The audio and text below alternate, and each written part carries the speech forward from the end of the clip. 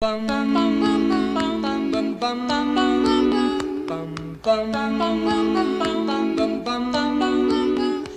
Simon. Welcome to the podcast where we discuss Thank You Ma'am by Langston Hughes. Now, this is a story about a lesson taught to a young boy through an unorthodox interaction between a robber and a victim. Let's talk about the story itself and how it develops. Question number 1.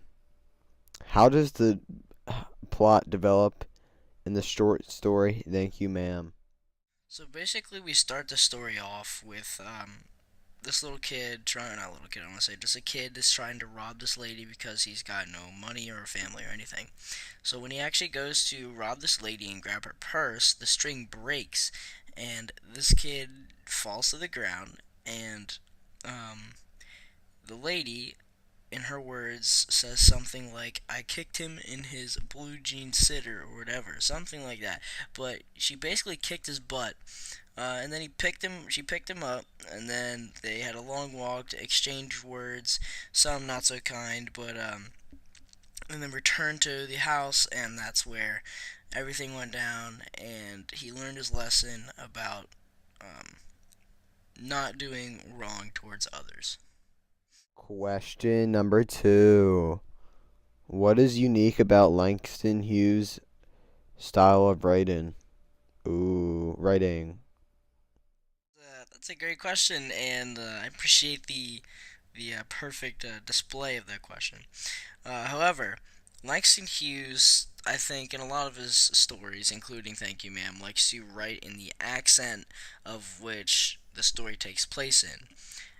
And he kind of disregards like the traditional style of writing. Like, instead of saying "yes ma'am," they'll say "yes'm" or something like this, just to add a bit of connection to the story, if you know what I'm saying. Question number 3. Name a literary element found in the story and how it affects the story. So in this story, there is a ton of dialogue, and this dialogue is used to let the reader in on how the relationship between Roger and Mrs. Jones is progressing.